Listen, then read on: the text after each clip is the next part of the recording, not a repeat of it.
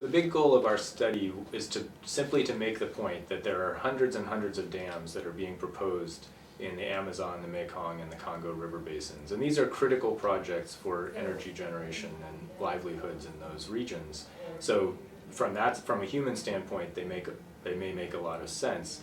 But as we're planning the location of those dams, we need to account for their inevitable impacts on biodiversity. And in the case of those three basins, those are very special places, and there are thousands of species at risk. So the real problem with major dams, and this is especially the case in these rivers which have major falls, waterfalls, major rapid areas. The real problem when you have those waterfalls and rapids is that you have fish in these very species-rich basins, lots and lots of species of fish that are specialized only for those high flow areas. So from an engineering standpoint, those are great places to put a dam because you have natural energy there to harness.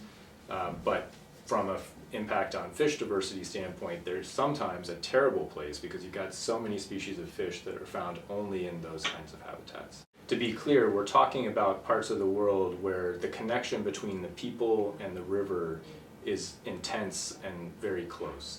We've got villages, families that are dependent upon access to the rivers for clean water and for fish. Their lives are oriented around the seasonal flooding cycle in these big tropical rivers. So when you put in a dam, you alter the hydrology, you have the biodiversity impacts that we focus on in this paper, but you also potentially have enormous fishery impacts, and that's a key source of protein for people in all three of these river basins.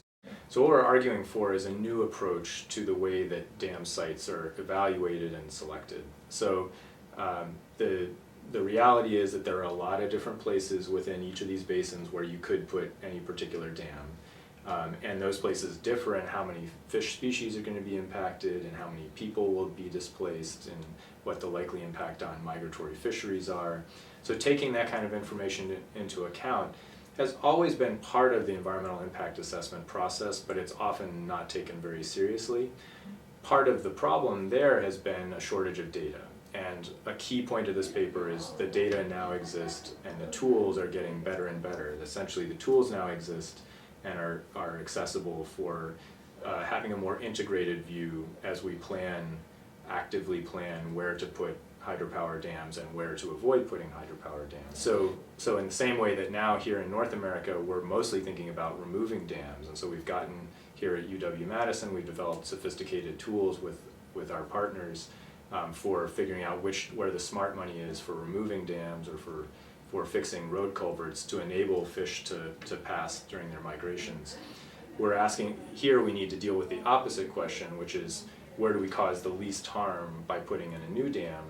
And so the same sort of thinking, the same kinds of optimization tools can be used when you have the underlying data. So the data now exist, the tools are getting better and better, and ultimately we would argue that in the same way that you would expect an engineer who's designing a hydropower dam or say a specific turbine to make all the parts work well together, we need a river level perspective on the placement of dams across the whole river network that will generate sufficient hydropower to meet societal needs and yet minimize the impacts on the fisheries, on fish diversity, and on human livelihoods and their sustainability. There's lots of opportunities for society as a whole to do better in the siting of dams.